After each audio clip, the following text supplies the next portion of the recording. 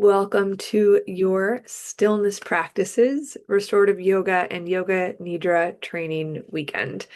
My name is Erin, if we don't already know each other, and I will be your teacher and guide for this time together.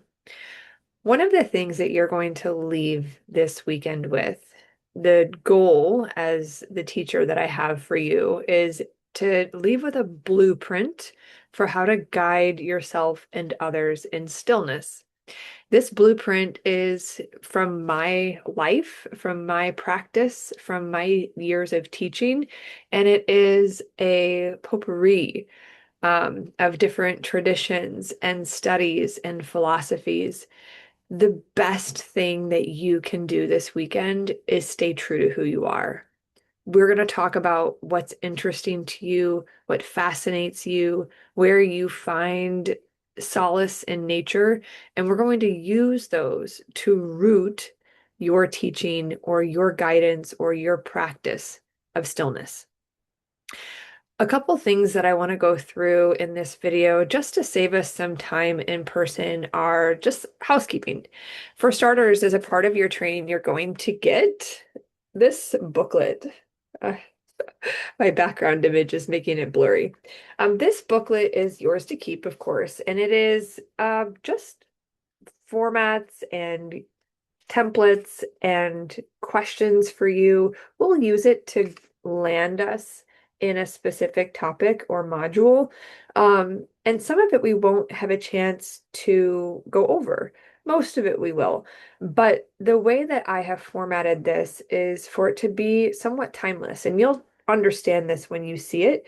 But as you practice, as I teach, you'll learn there's just so much to know.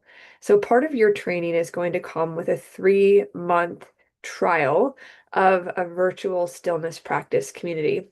After my first time training the stillness practices, there was a distinct appetite for continued conversation about everything from how to help somebody who's snoring to just philosophical discussions, designing experiences like retreats and using the elements. And so I decided that starting this year, anybody who goes through a stillness practice immersive with me will get a 3-month trial into a new virtual community. Well, it's new as of this recording, to just continue the conversation. Being a part of that, we'll have recordings. If you can't join live, you can always submit questions via email.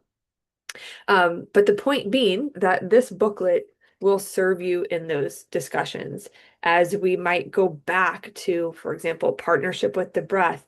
We'll definitely hit on that in your initial immersive, but there's so much to talk about when we talk about the breath. And you might have your own studies lead you to a certain finding that you want to share with a group, and then everybody can go back and make their notes and questions and reflections and maybe even note things they want to try. The other thing about this booklet is that there are a handful of pages that are just listed as concepts to explore. What I have learned in doing this type of immersive is that because there's so much to talk about, we could really get off track. And I will do my best. However, sometimes the conversation goes to such a worthy place. Other times, it's time to write it in concepts to explore. Consider it like a parking lot. Ideas or questions, you can just make a note of it on one of those pages, and we'll make time throughout the weekend to go to that, or you can bring it to the virtual community. There will be Zoom information sent out for the Thursday night session, or if any of the sessions are going to have a virtual live, you'll get that ahead of time. For the most part, though, once we get into the deeper learnings, the things that are a little bit more fluid, I'm not going to be live on Zoom just for the continuity in the studio room or wherever we're learning.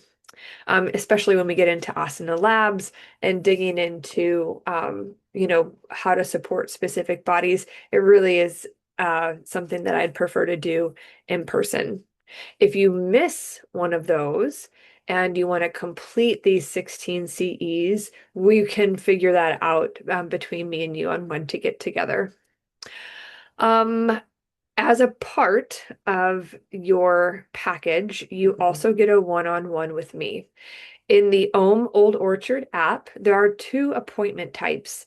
There is a therapeutic, I think it's actually referred to as a private restorative yoga, and a session with Erin. There are two appointment types because they're two different types of appointments. The first is a private restorative session, and in that, you can expect to talk a little bit more with me about what you're feeling it physically, emotionally, spiritually, mentally. And some of the clients that I work with, we're kind of talking the whole time. Some of them, I'm cueing breath. I'm offering more of like a prayerful or quiet experience. But I am working basically as a mechanic and supporting your body, feeling the shoulder, supporting it in a specific way, looking for specific areas of intention. It's a little bit of an intuitive process for me as well. And then using heat, weight, cooling, props galore to fully support the body and see what we can make happen. A lot of folks experience that and walk away distinctly downshifted or calmer than as when they walked in, as you can imagine. The session with Erin is different. The session with Erin by default is going to be virtual. However, if you're in the St. Louis area or wherever I am traveling, we can meet for coffee. We can go to your workplace. We can meet in your home, in a garden, take a walk. And that's more of a mentorship or ideation session. So some of the clients that I've had in those sessions had them planning a retreat. And then we'll talk through their retreat and I'll offer ideas on how to incorporate different elements. You'll learn from the blueprint what those might be. Other clients, it's been developing their voice, working through sequences, um, coming up with ideas for their business. The list really goes on of what I feel called and equipped to help you with. And so you can choose from either one of those sessions.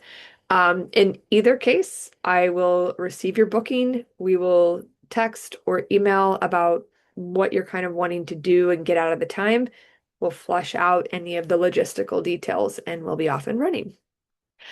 For those of you who are yoga teachers and are looking to claim Yoga Alliance CEs, continued education credits, you will be added to the roster on from my dashboard. So you'll actually get something from me that says that you participated in the course.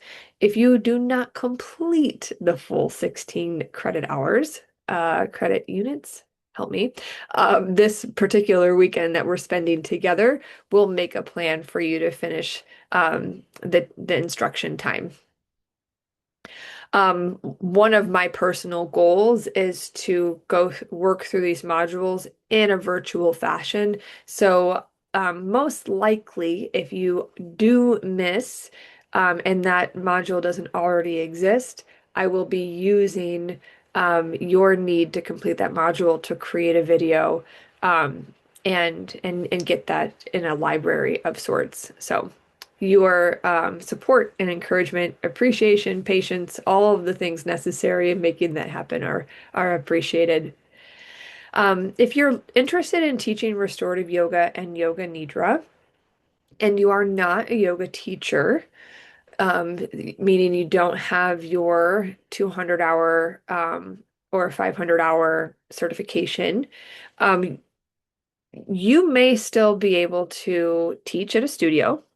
For me in the studio that I run, I would be very interested in talking to you. I believe stillness practices need to be more readily available. And as long as we can maintain a relationship and clear communication, what that looks like for you, getting to be involved in the community, known by the community, we kind of work out some of the questions that you have, develop your readiness. Um, I 100% can see that happening. Other studios, to be completely transparent, might require that full 200 hour. However, one of the things that we'll talk about this weekend is the difference between a technical practice and like an embodied philosophical or embodied spiritual practice. Um, for sure, you will be equipped to guide others in stillness. So whether is particular work that you do with clients, if it is a group of people that you serve, it might be a partner or a loved one or a friend who at some point is in a hospital bed or not feeling well. You will have what you need to be present with them, and that I am confident of. If you are interested in teaching with me, that will be something that you tell me during our immersive time. And in that conversation, we'll just make sure that in your follow-up session, whether that is a one-on-one session where we're ideating or in a private restorative, we'll use that time to just check in on what that might look like and where that falls into place. Um, I think that is pretty much it. Your general guideline for the weekend will include when to bring food, when to expect to have time to go grab something. Um, I lay out our weekends based on when I sit with the group and I think through kind of the story I want to guide you through hitting the points, what I think that looks like. We may go a little off script. We might jump around a little bit, but I'll be keeping track as we do of what we cover content-wise to make sure that we get all of our bases covered by the end of the weekend. If you are going to be like not be able to make it one day and it's not already communicated to me, please send that to me now. And if it's something comes up last minute, just shoot me an email or a text. My information will be in the email that sends you this video. Um, say a prayer for the weekend, light a candle, take a deep breath in.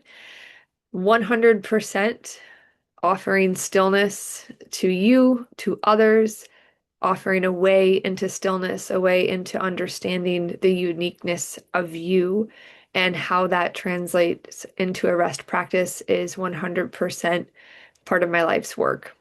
So thank you for being here, being present. Thank you for your willingness to learn and share, connect, and grow. I honor this step of your journey.